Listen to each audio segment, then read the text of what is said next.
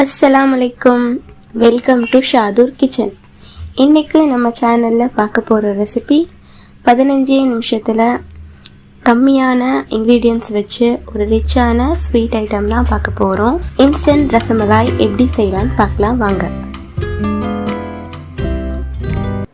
இப்போ அதுக்கான இன்க்ரீடியன்ட்ஸை பார்த்துடலாம்.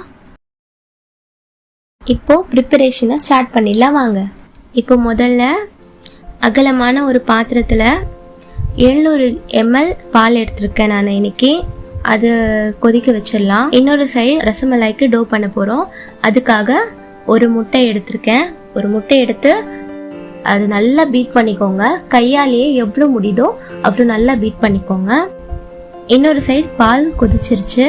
அது சிம்மில் வச்சுக்கலாம். நம்ம சேனலை சப்ஸ்கிரைப் பண்ணாதவங்க சப்ஸ்கிரைப் பண்ணிக்கோங்க. அப்படியே பெல் ஐக்கானையும் கிளிக் பண்ணிக்கோங்க. இப்போது ரசமலாய்க்கு டோ செய்ய ஸ்டார்ட் பண்ணிடலாம். ரசமலாய்க்கு 100 கிராம் பால் பவுடர் எடுத்திருக்கேன். 100 கிராம்ஸ்க்கு 700 ml பால் எடுத்திருக்கேன். ஒரு முட்டை எடுத்திருக்கேன். இது கூட 1/4 டீஸ்பூன் பேக்கிங் பவுடர் யூஸ் பண்ணியிருக்கேன். பேக்கிங் சோடா கிடையாது, பேக்கிங் பவுடர் தான் யூஸ் பண்ணணும். இது போட்டுக்கலாம். இதை நல்லா பால் பவுடரோட நல்லா மிக்ஸ் ஆகணும். விஸ்க வச்சு நல்லா மிக்ஸ் பண்ணிக்கோங்க. இந்த பால் பவுடரோட பேக்கிங் பவுடர் அதுக்கப்புறம் நம்ம அடித்து வச்சுருக்க முட்டை சேர்த்தா நல்லா ஃப்ளஃபியாக ஸ்பாஞ்சியாக நம்ம கடையில் சாப்பிட்ற மாதிரியே வரும். இது கூடவே 1 டீஸ்பூன் நெய் சேர்த்துக்கிறேன். நல்லா சேர்த்து கலந்துக்கலாம்.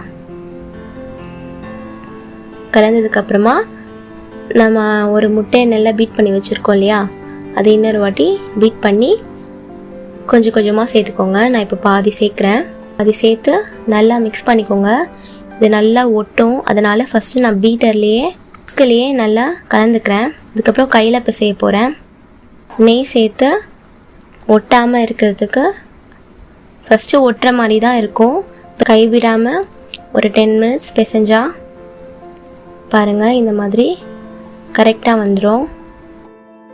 இப்போது இன்னொரு சைட் பால் கொதிச்சிருச்சு. சிம்லே வச்சுருந்தேன். இப்போது 200 கிராம் சர்க்கரை எடுத்திருக்கேன். இதுவே கரெக்டாக இருக்கும்.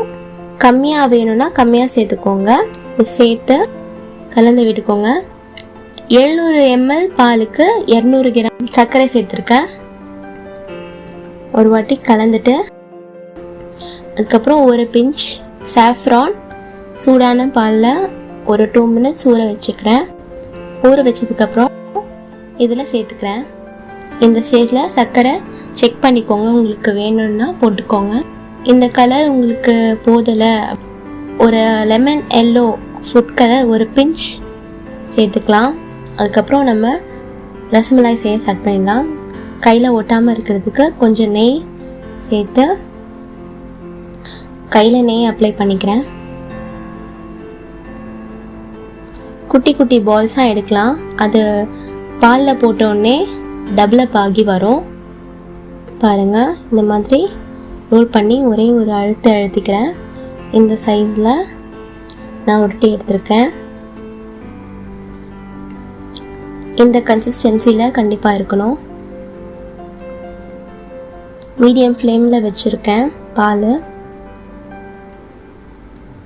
ஒன்று ஒன்றா சேர்த்துடலாம். பாருங்கள், நான் போட்டது எந்த சைஸில் இப்போ டபுள் அப் ஆகி வந்துட்டுருக்கு. மீடியம் ஃப்ளேம்லேயே வச்சுக்கோங்க. பாருங்கள், 2 மினிட்ஸ்க்கு அப்புறம் திருப்பி விட்டுக்கோங்க. மாஷா அல்லாஹ், இவ்வளோ அழகாக வந்திருக்கு. கண்டிப்பாக நீங்கள் ட்ரை பண்ணுங்கள். ரசமலாய் ஒரிஜினல் ரெசிபி அதுவும் நான் உங்களுக்கு அப்லோட் பண்ணுறேன் சீக்கிரமாக.